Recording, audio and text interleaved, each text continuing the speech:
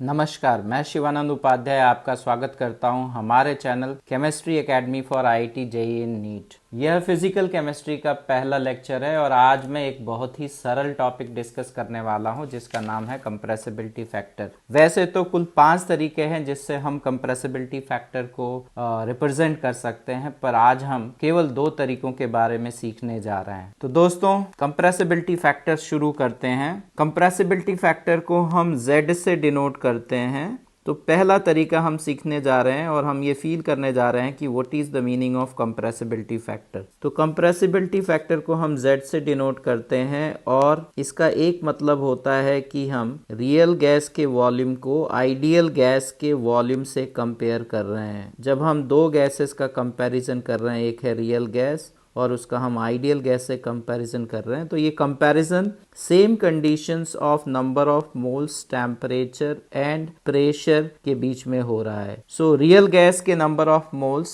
Ideal gas के number of moles के बराबर हैं। टेम्परेचर और प्रेशर रियल गैस और आइडियल गैस दोनों का सेम है। तो इस बात को हम फील करें। सपोज हमारे एक कंटेनर में आइडियल गैस भरी हुई है। इस कंटेनर में गैस के आइडियल गैस के नंबर ऑफ मोल्स n है और कंटेनर का टेम्परेचर T है और V volume of ideal gas पे इसमें जो प्रेशर डेवलप हो रहा है वो P है। नाउ इस आइडियल गैस को अगर हम रियल गैस से कंपेयर करें, means we have taken the same number of moles N और इस कंटेनर का टेम्परेचर T है, बट हम इस कंटेनर में प्रेशर P डेवलप करना चाहते हैं। तो प्रेशर P डेवलप करने के लिए मॉलिक्यूल्स के बीच में अट्रैक्शन है या मॉलिक्यूल्स के बीच में रिपल्शन है, इस बात पे डिपेंड करेगा कि ये प्रेशर रियल गैस और आइडियल गैस का क्या होगा। सिंस हम सेम प्रेशर डेवलप करना चाह रहे हैं और हम ये मान के चल रहे हैं कि अभी इस कंडीशन में रियल गैस के मॉलिक्यूल्स में अट्रैक्टिव फोर्सेस हैं। हम जानते हैं कि आइडियल गैस में कोई इंटरैक्शन नहीं होता, no interactive forces are there in ideal gas, but for this real gas under this condition of number of moles, temperature and pressure, there is force of attraction. So when the molecules इस container में जो gas के real gas के molecules हैं, जब वो wall से जाके टकराएंगे तो मोमेंटम चेंज होगा, rate of change of momentum से फोर्स डेवलप होगा, force upon area is pressure. तो अगर हम सेम प्रेशर डेवलप करना चाहते हैं और मॉलिक्यूल्स के बीच में फोर्स ऑफ अट्रैक्शन है, तो हमें इस रियल गैस को एक छोटे वॉल्यूम में रखना पड़ेगा।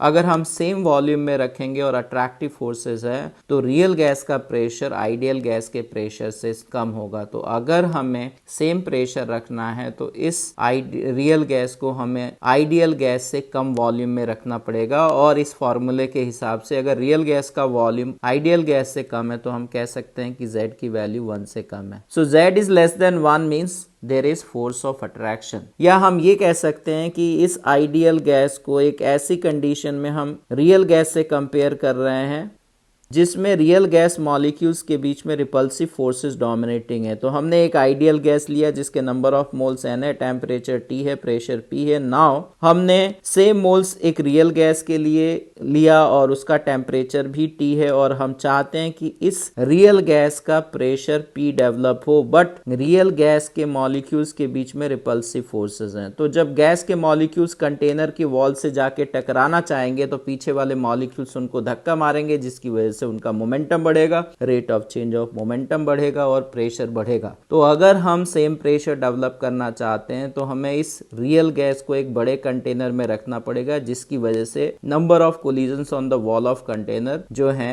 पर unit area is going to decrease और इस वजह से हम रियल गैस का प्रेशर आइडियल गैस के बराबर कर पाएंगे। तो अगर यहाँ पे रियल गैस का वॉल्यूम आइडियल गैस के वॉल्यूम से ज्यादा तो हम कह सकते हैं कि Z की वैल्यू 1 से ज्यादा है। तो अब ऊपर दिए गए फॉर्मूले में Z is equal to volume of real gas upon volume of ideal gas में हम वैल्यू रखना चाहते हैं, तो अब हम रख सकते हैं कि Z is equal to volume of real gas और वॉल्यूम ऑफ आइडियल गैस को हम लिख सकते हैं आइडियल गैस इक्वेशन की मदद से, that is equal to nRT/P।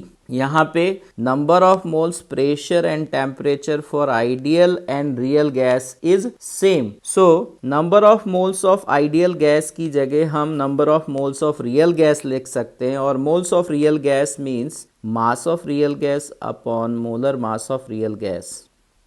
और यहाँ पे R और T लिखते हैं, और ऊपर जो है वो volume of real gas and यहाँ पे प्रेशर ऑफ रियल गैस। तो अगर हम इसको फर्दर सिंप्लीफाई करें तो हम ये लिख सकते हैं कि Z की वैल्यू हो गई pressure into molar mass of real gas divided by density, mass of real gas upon volume of real gas is density of real gas into RT।